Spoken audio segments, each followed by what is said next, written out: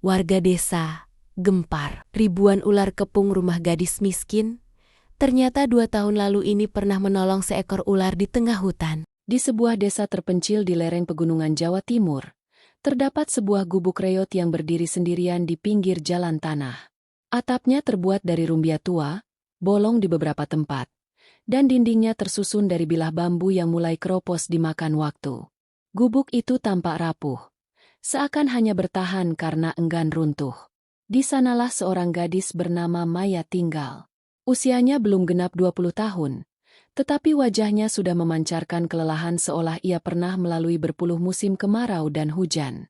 Rambutnya hitam kusam, kulitnya legam terbakar matahari, dan kedua tangannya kasar akibat kerja keras yang tak pernah berhenti. Sejak matahari terbit hingga sore menjelang, Maya selalu berjalan menyusuri jalan setapak menuju hutan. Ia mencari ranting-ranting kering, mengambil air dari sungai yang letaknya jauh, atau merangkai daun kering menjadi alas tidur. Semua itu ia lakukan seorang diri. Maya yatim piatu. Ayahnya meninggal saat ia masih kecil karena sakit demam tinggi. Tak lama kemudian, ibunya pun menyusul akibat penyakit paru-paru yang tak ada obatnya di desa itu. Sejak saat itu, Maya hidup sendiri, tanpa keluarga, tanpa sanak saudara yang peduli. Kesendiriannya bukanlah satu-satunya beban. Warga desa percaya bahwa Maya membawa sial. Segala musibah yang terjadi selalu dikaitkan dengannya. Jika sawah kekeringan, mereka menyalahkan Maya. Jika hasil panen menurun, Maya dianggap penyebabnya. Bahkan anak-anak kecil diajari untuk menjauhinya. Ketika Maya melintas di jalan desa, pandangan orang-orang penuh sinis. Ada yang membisikkan kata-kata buruk, ada yang tertawa mengejek, dan ada pula yang sengaja memalingkan wajah, seakan keberadaannya adalah aib. Maya tidak pernah membalas dengan amarah. Ia hanya menunduk, melanjutkan langkahnya, dan memendam luka di dalam hati. Meski begitu, Maya bukanlah gadis yang menyimpan kebencian. Dalam diamnya, ia masih menolong orang lain yang membutuhkan. Pernah suatu sore, ia melihat seorang anak kecil jatuh di jalan setapak hingga kakinya terkilir. Maya menggendong anak itu pulang, melewati jalan berbatu yang panjang. Namun, ketika sampai di depan rumahnya, ibunya segera menutup pintu rapat-rapat. Maya hanya meletakkan anak itu di depan pintu, lalu berbalik tanpa berkata apapun. Di malam-malam sepi, Maya duduk di depan gubuknya, menatap bintang-bintang yang bersinar redup di langit Jawa Timur. Hanya suara serangga hutan dan desiran angin yang menjadi temannya. Meski hidup dalam kesendirian, ia menyimpan keteguhan hati. Namun, ia tidak pernah tahu, kebaikan kecil yang pernah ia lakukan 2 tahun silam, akan kembali kepadanya dalam cara yang tidak pernah ia bayangkan. Kebaikan yang akan mengguncang seluruh desa, dan membuat nama Maya menjadi buah bibir semua orang. Hari itu, mentari sore berwarna keemasan menembus sela-sela pepohonan di hutan Jawa Timur. Maya berjalan pelan di antara batang bambu dan semak belukar. Keranjang anyamannya kosong di punggung. Udara lembab menusuk hidung, sementara suara burung-burung yang hendak pulang terdengar sayup di kejauhan. Maya mencari ranting kering, namun langkahnya terhenti saat mendengar suara aneh. Bukan suara burung, bukan pula derik jangkrik. Suara itu berat, serak, bercampur desis. Jantungnya berdegup lebih cepat. Ia menoleh, mencoba mencari sumber suara. Di balik rerimbunan, ia melihat sesuatu yang membuat tubuhnya kaku. Seekor ular besar tergeletak di tanah. Tubuhnya berbalut sisik hijau tua yang berkilau di terpa cahaya senja. Namun, yang paling mengejutkan adalah luka besar di tubuhnya. Darah segar menodai tanah, dan di sampingnya terdapat sisa jerat pemburu yang sudah robek. Maya ingin lari. Nalurinya berkata untuk segera menjauh. Tapi, saat ia menatap mata ular itu, rasa takutnya perlahan memudar. Mata hewan itu tidak memancarkan amarah, melainkan rasa sakit, seolah memohon pertolongan. Dengan langkah ragu, Maya mendekat. Tangannya gemetar, keringat dingin mengalir di pelipisnya. Ia ingat, sejak kecil ia selalu diajarkan warga desa untuk membunuh ular bila bertemu. Tapi hatinya menolak. Ada suara lirih dalam dirinya yang berkata, "Jangan biarkan ia mati." Ia melepas keranjang dari punggungnya, lalu mencari dedaunan yang lebar. Dengan hati-hati, Maya membersihkan luka di tubuh ular itu. Setiap kali tangannya menyentuh sisik, tubuhnya bergetar karena takut digigit. Namun ular itu hanya berdiam. Matanya terus menatap Maya. Hari berganti malam. Maya tetap berada di hutan. Bulan perlahan muncul, menerangi sekeliling. Ia tidak peduli pada dingin yang menusuk atau suara binatang malam yang terdengar menyeramkan. Yang ia pedulikan hanya bagaimana menyelamatkan makhluk yang sekarat di depannya. Ular itu akhirnya bisa bergerak, meski perlahan. Ia melingkarkan tubuhnya sebentar, lalu menatap Maya sekali lagi. Seakan memberi tanda terima kasih, sebelum akhirnya merayap masuk ke dalam kegelapan hutan. Maya berdiri terpaku. Ada sesuatu yang bergetar di dadanya. Ia tidak tahu mengapa ia melakukan itu. Tapi malam itu, untuk pertama kalinya, ia merasa tidak sendirian. Yang tidak Maya sadari, perbuatannya itu akan dikenang. Bukan hanya oleh ular yang ia tolong, tetapi oleh ribuan lainnya yang menunggu di kedalaman hutan. Beberapa hari setelah Maya menolong ular di hutan, suasana desa di lereng Jawa Timur mulai terasa berbeda. Awalnya hanya hal kecil. Petani yang biasanya mengeluh tentang hama mendadak heran karena tanaman padi mereka tumbuh subur. Tangkai-tangkainya padat berisi, jauh lebih hijau dibandingkan biasanya. Di malam hari, warga yang tinggal dekat sawah sering mendengar suara berdesis, panjang dan bergema. Suara itu membuat mereka merinding. Namun anehnya tidak ada yang menemukan ular di sekitar ladang. "Ini tidak biasa," bisik seorang lelaki tua di balai desa. Seperti ada sesuatu yang sedang menunggu. Maya, yang hidup sendirian di gubuknya, juga mulai merasakan keganjilan. Suatu malam, ia mendengar langkah-langkah kecil berdesir di sekitar rumahnya. Saat ia keluar, bulan purnama menyinari halaman, dan ia melihat beberapa ular kecil merayap di tanah. Tubuh mereka berkilau diterpa cahaya, namun tidak ada satupun yang mencoba menyerang. Mereka hanya berdiam, melingkar, lalu pergi begitu saja. Maya menelan ludah, dadanya berdegup kencang. Ia teringat pada ular besar yang pernah ia tolong. "Apakah ini ada hubungannya?" bisiknya lirih. Keesokan harinya, kabar aneh mulai menyebar. Beberapa warga desa mengaku melihat puluhan ular di tepi sungai. Ada juga yang bercerita tentang ratusan ular melintas di jalan setapak, namun tidak satupun yang menggigit atau mengganggu manusia. Mereka hanya lewat, seakan sedang menuju ke suatu tempat. Desa geger. Orang-orang berkerumun di balai desa, membicarakan tanda ini dengan wajah pucat. Ada yang percaya bahwa ini pertanda bencana, ada pula yang menganggapnya kutukan. Nama Maya pun kembali disebut-sebut. Sejak gadis itu tinggal di desa, selalu ada hal aneh, seru seorang perempuan paruh baya. "Benar, ular-ular itu pasti datang karena dia. Gadis itu pembawa sial," sahut yang lain. Maya hanya bisa menunduk saat mendengar bisikan-bisikan itu. Dadanya perih, matanya panas, namun ia tetap diam. Ia tahu, melawan hanya akan membuatnya semakin dibenci. Namun malam itu, ketika ia hendak tidur, sesuatu terjadi. Suara desisan terdengar begitu dekat. Lebih banyak, lebih keras, dan berasal dari segala arah. Maya membuka pintu gubuknya dengan tangan bergetar. Lalu matanya membelalak. Ribuan ular memenuhi halaman rumahnya. Ada yang kecil, ada yang besar. Sisik mereka berkilauan memantulkan cahaya bulan. Mereka tidak menyerang, tidak pula menakutkan. Semua ular itu hanya diam, melingkar, seakan sedang menunggu perintah. Maya berdiri kaku. Nafasnya tercekat. Ia tidak tahu apakah harus lari, berteriak, atau tetap diam. Namun di dalam hatinya, ada perasaan aneh yang sulit dijelaskan. Perasaan bahwa semua ular itu tidak datang untuk mencelakainya, melainkan untuk melindunginya. Malam itu, suasana desa berubah mencekam.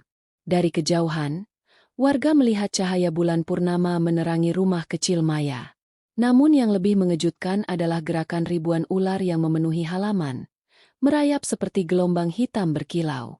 "Ya Allah, lihat itu!" teriak seorang pemuda sambil menunjuk ke arah rumah Maya. Orang-orang berlarian keluar dari rumah mereka. Ada yang membawa obor, ada yang menggenggam parang dengan wajah pucat. Namun semakin mereka mendekat, langkah mereka semakin ragu. Ular-ular itu tidak menyerang, tidak pula berusaha mengganggu. Mereka hanya berdiam, melingkar mengitari rumah Maya, seolah membentuk benteng hidup. Maya berdiri di depan pintu gubuknya, tubuhnya gemetar. Nafasnya tersengal, matanya terbelalak menatap pemandangan yang tak masuk akal. Seekor ular besar tiba-tiba muncul dari kerumunan. Tubuhnya jauh lebih besar dari ular yang ia tolong sebelumnya. Sisiknya berwarna hijau tua berkilau, matanya menyala seperti bara api. Maya terpaku. Dalam hatinya, ia merasa mengenali tatapan itu. "Apakah kau yang dulu aku tolong?" bisiknya lirih. Ular itu bergerak pelan, menundukkan kepalanya ke arah Maya. Gerakannya tenang, seakan memberi hormat. Maya merasakan dadanya bergetar hebat, namun bukan karena takut, melainkan karena sesuatu yang tidak bisa ia mengerti. Sementara itu, warga desa berteriak panik. "Itu pertanda buruk. Mereka akan memangsa kita semua. Bakar saja rumahnya." Beberapa orang nekat maju dengan obor menyala. Namun sebelum mereka bisa mendekat, ratusan ular mendesis serempak. Suaranya begitu keras, bergema ke seluruh penjuru desa, membuat semua orang mundur ketakutan. Api obor bergetar di tangan mereka. Sebagian bahkan terjatuh ke tanah. Kepala desa yang sudah tua hanya bisa berdiri gemetar. "Tidak masuk akal. Aku hidup puluhan tahun di desa ini, tapi belum pernah melihat kejadian seperti ini." Suaranya lirih, hampir tidak terdengar. Maya menunduk. Air mata menetes di pipinya. Ia tidak tahu harus berkata apa. Tapi di dalam hatinya, ia sadar satu hal. Semua ular ini datang karena dirinya. Mereka tidak akan pergi sebelum tujuan mereka terpenuhi. Dan malam itu, untuk pertama kalinya dalam hidupnya, Maya menyadari bahwa ia bukanlah gadis biasa. Ada sesuatu yang jauh lebih besar menunggu di balik takdirnya. Sejak malam ribuan ular itu, suasana desa Wonokerto di Jawa Timur tidak pernah sama lagi. Warga ketakutan. Sebagian memilih pergi mengungsi ke desa tetangga. Namun ada juga yang tetap bertahan, berharap kejadian itu hanya berlangsung sementara. Maya, di sisi lain, hidupnya berubah total. Setiap malam, ular-ular itu kembali mengelilingi rumahnya. Mereka tidak mengganggu, hanya berdiam, seolah menjaga sesuatu. Namun hal itu membuat warga semakin yakin bahwa Maya adalah sumber bencana. Gadis itu pembawa sial. "Kalau dia tetap tinggal di sini, desa kita tidak akan tenang," desis seorang perempuan kepada tetangganya. "Benar. Kita harus mengusirnya sebelum hal buruk terjadi," sahut yang lain dengan wajah tegang. Namun di balik ketakutan warga, ada satu orang tua bijak yang berbeda pandangan. Namanya Mbah Wiryo, seorang tetua desa yang sudah berusia lanjut. Rambutnya putih, matanya redup namun penuh wibawa. Suatu malam, Mbah Wiryo datang menemui Maya. Ia berjalan dengan tongkat, tidak gentar meski puluhan ular merayap di sekitar gubuk Maya. Anehnya, ular-ular itu justru memberi jalan, seakan tahu siapa yang datang. Maya menatapnya dengan bingung. "Mbah, kenapa mereka semua datang padaku? Apa salahku sampai orang-orang menuduhku seperti ini?" Suaranya lirih, bergetar menahan tangis. Mbah Wiryo menghela napas panjang. "Nak, kau tidak salah. Justru sebaliknya. Ada hal yang harus kau ketahui. Rahasia lama yang sudah lama disembunyikan dari desa ini." Maya terdiam. Dadanya berdegup kencang. "Rahasia? Apa, Mbah?"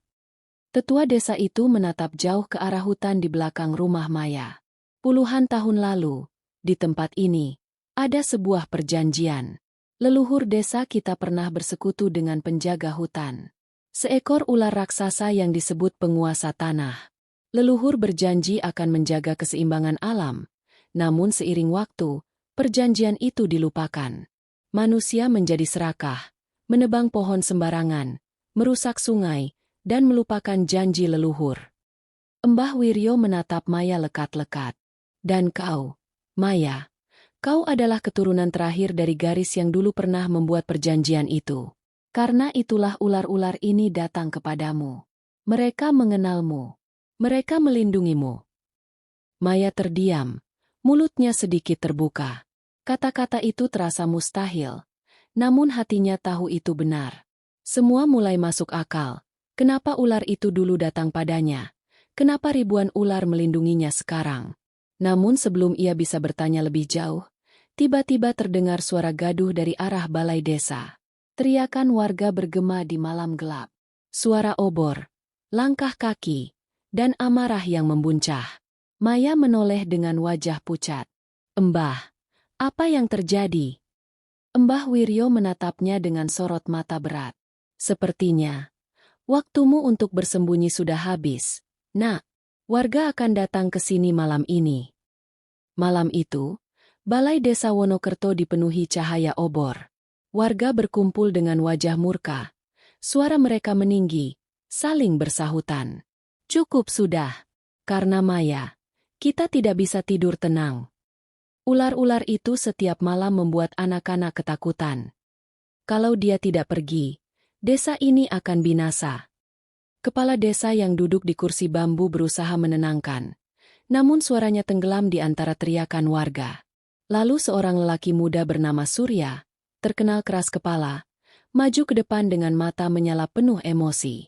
Kita tidak bisa hanya berdiam. Kalau kepala desa tidak berani bertindak, biar aku dan para pemuda yang melakukannya. Malam ini, kita usir gadis itu. Kalau perlu, kita bakar rumahnya. Sorak-sorai warga pecah. Sebagian bertepuk tangan, sebagian lagi mengangguk setuju. Amarah seakan membutakan mereka. Sementara itu, di rumah kecilnya, Maya duduk dengan wajah pucat. Suara riuh itu semakin lama semakin jelas terdengar. Dari jendela kecil, ia melihat obor-obor yang bergerak mendekat seperti lautan api. Jantungnya berdegup kencang, tubuhnya gemetar. Mbah, mereka sungguh akan membakarku. Suara Maya lirih, penuh ketakutan. Mbah Wiryo yang duduk di sampingnya menghela napas berat. Mereka tidak tahu kebenarannya. Nak, rasa takut telah menguasai hati mereka. Tapi percayalah, kebenaran akan selalu menemukan jalannya. Langkah-langkah keras mulai terdengar semakin dekat. Ular-ular yang mengelilingi rumah Maya mendesis keras, seolah tahu bahaya akan datang. Ribuan sisik berkilauan di bawah cahaya bulan. Suara desis itu bergema hingga membuat bulu kuduk berdiri. Surya yang memimpin warga mengangkat obornya tinggi-tinggi. Kita akhiri ini malam ini. Kalau kita biarkan, desa kita tidak akan pernah aman. Namun ketika ia melangkah lebih dekat, seekor ular besar tiba-tiba merayap ke depan, menghadang jalannya. Matanya menyala merah, tubuhnya melingkar dengan ancaman yang jelas. Warga terdiam sejenak, sebagian mundur ketakutan. Tetapi amarah masih membara di dada mereka. Suara bisik-bisik penuh kebencian kembali terdengar. Maya menutup wajahnya dengan kedua tangan. Air mata menetes. Ia tidak ingin menyakiti siapapun. Tapi kenyataan di hadapannya terasa semakin berat. Malam itu, ketegangan di desa Wonokerto mencapai puncaknya. Antara manusia yang dipenuhi amarah dan ribuan ular yang bersiap melindungi. Ketegangan di depan rumah Maya semakin memuncak. Warga membawa obor, bambu, dan senjata seadanya. Di sisi lain, ribuan ular melingkar rapat. Desisnya makin keras, membuat udara malam terasa berat dan mencekam. Surya berdiri paling depan. Wajahnya merah karena emosi. Minggir. Kalau ular-ular ini mencoba menghalangi, kita habisi saja, teriaknya lantang. Namun sebelum satu langkah pun ia maju, tiba-tiba terdengar suara berat dan berwibawa. Berhenti. Semua orang menoleh. Dari kegelapan, Mbah Wiryo muncul dengan tongkat kayu di tangannya. Langkahnya pelan, tapi penuh wibawa. Ular-ular yang melingkar di tanah seketika memberi jalan untuknya, seolah menghormati. Warga bergumam, sebagian mundur ketakutan. Kenapa ular-ular itu tidak menyerangnya? bisik seorang ibu. Mbah Wiryo berdiri di antara Maya dan warga desa. Suaranya tegas, bergetar oleh usia namun penuh kekuatan. Kalian semua dibutakan oleh rasa takut. Apa kalian tidak sadar? Ular-ular ini tidak menyerang, tidak menyakiti. Mereka hanya menjaga. Menjaga apa, Mbah? Menjaga setan itu. Surya menunjuk ke arah Maya dengan penuh kebencian. Maya menunduk. Tubuhnya gemetar menahan air mata. Mbah Wiryo mengetukkan tongkatnya ke tanah. Suara kayu beradu dengan tanah kering bergema, membuat semua terdiam. Dengarkan aku baik-baik. Puluhan tahun lalu, leluhur kita membuat perjanjian dengan penjaga hutan. Perjanjian itu adalah janji suci untuk menjaga keseimbangan alam. Tetapi janji itu kalian hianati. Hutan ditebang, sungai dirusak, tanah dijual demi kepentingan pribadi. Beberapa warga mulai gelisah, saling pandang. Mbah Wiryo melanjutkan dengan suara yang semakin dalam. Ular-ular ini datang bukan karena Maya pembawa sial. Mereka datang karena Maya adalah keturunan dari penjaga perjanjian itu. Mereka mengenali darahnya. Mereka melindunginya. Karena dialah satu-satunya harapan agar desa ini tidak benar-benar binasa. Suasana mendadak hening. Angin malam berhembus, membawa bau tanah basah dan aroma asap obor yang hampir padam. Warga terdiam, sebagian mulai goyah. Namun Surya tetap keras kepala. Omong kosong. Semua ini hanya dongeng lama untuk menakut-nakuti. Jangan biarkan gadis itu memperdaya kita. Teriak Surya sambil mengangkat obor, hendak maju. Namun pada detik itu juga, seekor ular raksasa muncul dari balik kegelapan hutan.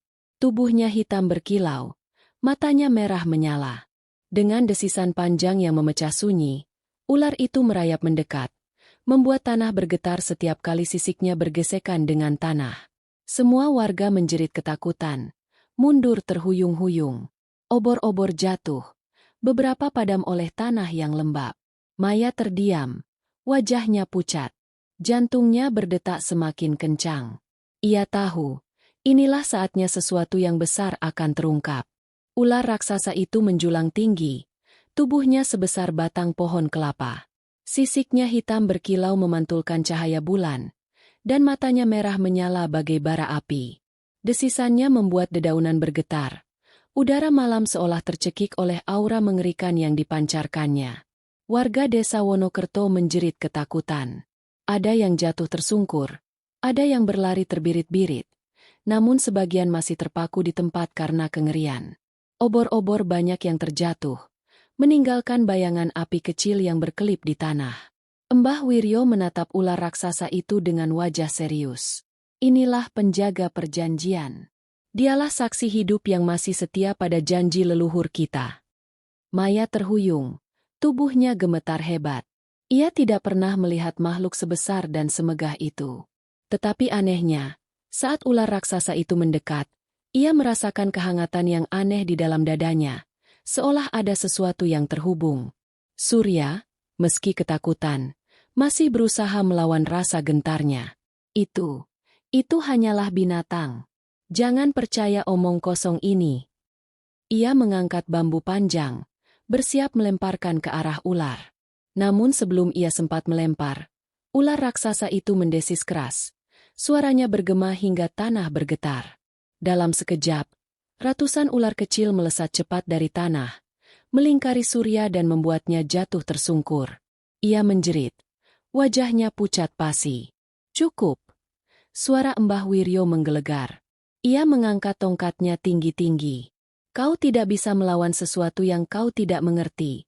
Surya, ular-ular ini tidak datang untuk menghancurkan.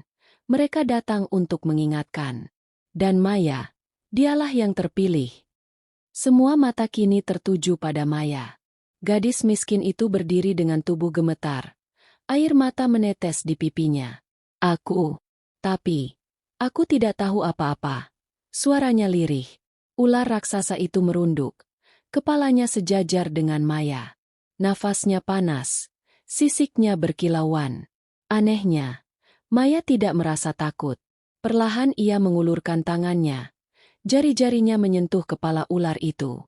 Sekejap, cahaya samar keluar dari sentuhan itu, membuat semua warga terperangah.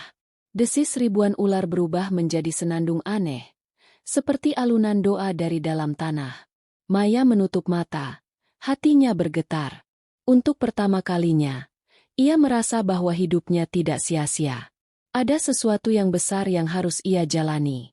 Warga desa hanya bisa terdiam, sebagian berlutut karena takut, sebagian menutup wajah. Malam itu, mereka menyaksikan sesuatu yang belum pernah mereka bayangkan seumur hidup. Maya masih menempelkan tangannya pada kepala ular raksasa itu. Cahaya lembut yang keluar semakin terang, memantul pada wajahnya yang basah oleh air mata. Hening menyelimuti malam, hanya suara desis ular yang terdengar seperti lantunan doa dari dalam bumi. Mbah Wiryo menatapnya dengan mata bergetar. Benar, darah itu, darah keturunan penjaga perjanjian. Warga mulai berbisik-bisik. Ada yang menunduk penuh penyesalan, ada pula yang masih diliputi rasa takut. Namun tak satu pun berani bergerak mendekat. Maya membuka mata, suaranya bergetar namun jelas. Kenapa? Kenapa aku yang terpilih, Mbah? Aku hanyalah gadis miskin yang tidak punya apa-apa. Mbah Wiryo melangkah maju, menancapkan tongkatnya ke tanah. Leluhurmu, Maya, adalah penjaga pertama perjanjian ini. Keturunan merekalah yang bisa berhubungan dengan penjaga hutan. Kau pikir kemiskinanmu sebuah kebetulan? Itu adalah cara Allah menjaga garis keturunanmu tetap murni, agar pada saatnya, kau bisa dipanggil. Maya terdiam. Tubuhnya lemas seolah tidak sanggup menerima kenyataan. Tapi ular raksasa itu merunduk lebih dalam. Matanya yang merah menyala kini tampak tenang, seolah sedang meneguhkan hatinya. Tiba-tiba angin malam berhembus kencang. Pohon-pohon bergoyang, dan suara gemuruh dari dalam hutan terdengar. Dari balik kegelapan, muncul puluhan ular yang ukurannya jauh lebih besar dari manusia. Mereka bergerak melingkari desa, membentuk semacam batas tak kasat mata. Warga berteriak histeris. Kita akan dimakan. Kita akan dihancurkan. Teriak seseorang. Namun Mbah Wiryo menatap tajam. Diam. Ini bukan hukuman. Ini peringatan. Jika Maya tidak diterima sebagai penjaga baru, desa ini akan benar-benar binasa. Maya menatap warga yang masih ketakutan. Air matanya mengalir deras. Aku tidak pernah diminta untuk lahir seperti ini. Tapi, kalau hanya aku yang bisa menyelamatkan desa ini, maka aku akan melakukannya. Ucapan itu menggema di tengah keheningan. Bahkan ular-ular yang semula mendesis kini merunduk, seolah menyetujui. Surya, yang sejak tadi duduk gemetar, berusaha bangkit. Wajahnya penuh amarah bercampur ketakutan. Jangan percaya padanya. Semua ini tipu daya. Kalau kita serang sekarang, semua akan selesai. Ia mengangkat obor yang tersisa, siap melemparkannya ke arah Maya. Namun saat obor itu hampir dilempar, sebuah suara menggelegar keluar dari ular raksasa, seperti guntur yang pecah di langit. Surya terhempas jatuh, obor padam, dan tanah di bawahnya retak seolah menolak kehadirannya. Semua warga membeku. Tak ada lagi yang berani bergerak. Malam itu, untuk pertama kalinya, mereka menyadari bahwa gadis miskin yang mereka hina adalah satu-satunya benteng terakhir antara desa mereka dan kehancuran. Angin malam makin kencang. Langit tampak berputar, seolah bulan pun ikut menyaksikan peristiwa besar itu. Ular raksasa yang sejak tadi mengawal Maya kini menjulang kembali. Kepalanya menatap ke arah hutan yang semakin gelap. Mbah Wiryo berdiri tegak dengan tongkatnya. Malam ini adalah malam penentuan. Jika Maya diterima sebagai penjaga, desa ini akan selamat. Jika tidak, ular-ular itu akan menelan kita semua tanpa sisa. Warga saling pandang. Wajah mereka dipenuhi rasa takut dan penyesalan. Tak ada lagi yang berani menghina Maya. Tak ada yang berani menyebutnya gadis miskin. Semua hanya menunduk, menunggu apa yang akan terjadi. Maya menggenggam tangannya erat-erat. Kakinya gemetar, namun tatapannya mulai tegas. Aku akan menerimanya, Mbah. Tapi bagaimana caranya? Mbah Wiryo menatap ke arah ular raksasa. Kau harus melewati ujian terakhir. Kau harus berjalan ke tengah lingkaran ular itu. Jika kau diterima, ular-ular akan merunduk memberi jalan. Jika tidak, tubuhmu akan hancur dimakan mereka. Warga terperanjat mendengar kata-kata itu. Beberapa langsung menangis. Sebagian bahkan bersujud memohon pada Allah agar Maya selamat. Surya, meski penuh luka dan ketakutan, masih berusaha bangkit. Suaranya serak, penuh kebencian. Ini gila. Kita menyerahkan nasib kita pada anak miskin ini? Tidak, aku tidak akan membiarkannya. Namun sebelum ia sempat melangkah, ratusan ular kecil menyembur dari tanah, melingkari tubuhnya. Surya jatuh tersungkur. Wajahnya pucat seperti orang yang kehilangan semua tenaga. Ia hanya bisa menatap Maya dengan mata penuh amarah dan ketakutan, tanpa daya melawan. Maya menatap pemandangan itu dengan dada bergetar. Lalu ia menarik napas panjang, menatap warga yang menunggu dengan harapan sekaligus ketakutan. Kalau ini memang takdirku, aku siap. Perlahan ia melangkah maju. Kakinya terasa berat, namun setiap langkahnya menggema, membuat warga semakin menahan napas. Ular-ular yang melingkar di tanah mendesis keras. Lidah mereka menjulur, mata mereka berkilat dalam gelap. Ketika Maya memasuki lingkaran itu, sesuatu yang luar biasa terjadi. Ular-ular yang tadinya tegak berdiri, satu persatu menunduk, membentuk jalan. Desis mereka berubah menjadi alunan yang menyerupai nyanyian alam. Mbah Wiryo meneteskan air mata. Ia diterima, bisiknya. Warga terperangah. Beberapa langsung sujud syukur, sebagian menjerit lega. Namun masih ada yang hanya bisa menangis. Ular raksasa itu kemudian menundukkan kepalanya tepat di hadapan Maya, seolah memberi salam hormat. Dari matanya yang merah menyala, muncul kilatan cahaya yang menyelimuti tubuh Maya. Tubuhnya bergetar, namun ia tidak merasa sakit. Justru ada kekuatan baru yang mengalir, mengisi dirinya dengan keberanian yang belum pernah ia rasakan. Malam itu, di desa Wonokerto, lahirlah seorang penjaga baru. Cahaya yang menyelimuti tubuh Maya semakin terang, membuat seluruh desa tampak seperti diterangi sinar matahari di tengah malam. Warga menutup mata mereka. Ada yang berlutut, ada pula yang menangis karena merasa menyaksikan sesuatu yang mustahil terjadi. Ular raksasa itu menundukkan kepala lebih rendah lagi, hingga hampir menyentuh kaki Maya. Dalam desisnya yang bergema seperti suara kuno dari dalam bumi, terdengar makna yang jelas bagi hati semua orang. Kau adalah penjaga baru. Darahmu adalah perjanjian. Desa ini ada dalam lindunganmu. Maya tertegun. Dadanya berdebar keras. Ia tidak pernah bermimpi bahwa hidupnya yang penuh kesepian dan penghinaan akan berakhir dengan takdir sebesar ini. Tapi di hadapan semua mata, ia hanya bisa menunduk, menerima dengan penuh kerendahan hati. Mbah Wiryo menitikan air mata bahagia. Allah Maha Besar, inilah yang telah kutunggu seumur hidupku. Penjaga baru telah lahir. Ular-ular lain yang mengelilingi desa mulai bergerak mundur, perlahan masuk kembali ke hutan. Namun sebelum benar-benar lenyap, mereka mendesis panjang, seakan memberi salam terakhir sebelum menyerahkan seluruh tanggung jawab kepada Maya. Warga desa terpaku, tubuh mereka gemetar. Perlahan, satu persatu mereka mendekati Maya. Seorang ibu tua bersujud di kakinya. Air matanya bercucuran. Maafkan kami, Nak. Maafkan semua hinaan kami selama ini. Disusul yang lain, sampai akhirnya hampir seluruh warga berlutut di hadapan Maya. Malam itu, orang yang dulu dianggap hina, miskin, bahkan tak layak dihormati, kini menjadi pusat harapan dan keselamatan mereka. Namun Maya hanya menggeleng pelan. Air matanya ikut mengalir. Aku tidak butuh sujud kalian. Aku hanya ingin desa ini tetap hidup. Aku hanya ingin semua orang tidak lagi saling menyakiti.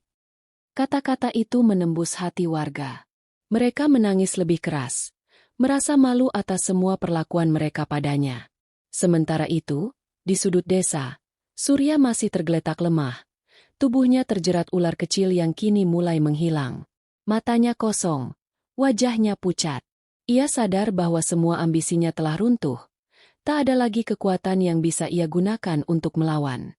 Malam itu, langit kembali tenang. Bintang-bintang muncul, bulan bersinar lembut, dan angin yang berhembus membawa aroma damai. Desa Wonokerto, yang sebelumnya diliputi ketakutan, kini menjadi saksi kelahiran seorang penjaga baru. Namun Maya tahu, ini bukan akhir. Ini baru permulaan dari sebuah perjalanan panjang yang menantinya sebagai penjaga antara manusia dan alam. Pagi menyelimuti desa Wonokerto dengan cahaya keemasan. Kabut tipis turun di sawah. Suara burung berkicau seakan menyambut hari baru setelah malam yang penuh keajaiban. Warga desa masih terdiam dalam perasaan campur aduk. Ada yang bahagia karena selamat. Ada pula yang diliputi rasa bersalah karena pernah merendahkan Maya. Di rumah Mbah Wiryo, Maya duduk dengan wajah masih pucat. Tubuhnya terasa berbeda, seolah ada kekuatan yang terus berdenyut dalam darahnya. Tangannya bergetar saat menyentuh air, namun ketika ia mengangkatnya, air itu mengikuti gerakan tangannya, berputar pelan seperti sedang menari. Maya terkejut. Apa yang terjadi padaku? Mbah? Kenapa aku bisa begini? Mbah Wiryo menatapnya dengan sorot mata yang penuh wibawa. Nak, ini bukan kutukan. Ini anugerah. Kau sudah menyatu dengan darah penjaga. Dahulu, leluhur desa ini pernah membuat perjanjian dengan penjaga hutan. Setiap ratusan tahun, akan ada satu manusia terpilih yang mewarisi kekuatan itu. Dan kau adalah orang yang dipilih. Maya menunduk. Hatinya bergetar. Tapi, kenapa aku, Mbah? Aku hanyalah seorang gadis miskin. Tidak ada yang istimewa dariku. Mbah Wiryo tersenyum samar, meski matanya berkaca-kaca. Justru karena kesederhanaanmu. Kau tidak pernah rakus, tidak pernah mencari kekuasaan. Kau menerima penderitaan tanpa membalas dengan kebencian. Itu sebabnya, ular-ular itu melihatmu sebagai cahaya yang murni. Kata-kata itu membuat Maya terdiam lama. Air matanya mengalir, bukan karena sedih, tapi karena menyadari beban besar yang kini dipikulnya. Di luar, warga mulai berkumpul. Mereka membawa makanan, hasil panen, dan berbagai persembahan untuk Maya. Bukan sebagai dewa, tapi sebagai bentuk rasa hormat dan penyesalan atas perlakuan mereka dahulu. Namun Maya keluar dan berkata dengan suara tegas, "Aku tidak akan menerima persembahan apapun. Jika kalian ingin menebus kesalahan, perlakukanlah satu sama lain dengan adil. Jangan lagi ada yang lapar sementara yang lain berlebihan. Jangan lagi ada yang dihina karena kemiskinan." Warga terdiam. Wajah mereka memerah menahan rasa malu. Tapi dalam hati mereka tahu, ucapan Maya benar. Di kejauhan, Surya berdiri dengan tatapan kosong. Luka batinnya lebih dalam daripada luka fisik. Ia menyaksikan bagaimana seluruh desa kini menaruh harapan pada Maya, gadis yang selama ini ia hina. Dadanya dipenuhi rasa iri dan kebencian yang membara, meski tubuhnya lemah. Sementara itu, Maya mulai merasakan sesuatu yang lebih aneh. Malam sebelumnya hanya ular yang datang padanya. Tapi pagi itu, dari tepi hutan, ratusan burung hitam beterbangan, seolah mengawasi setiap langkahnya. Ia menggenggam dadanya erat-erat. Hatinya berkata, kekuatan ini bukan hanya berkah, tapi juga awal dari ujian-ujian yang lebih besar.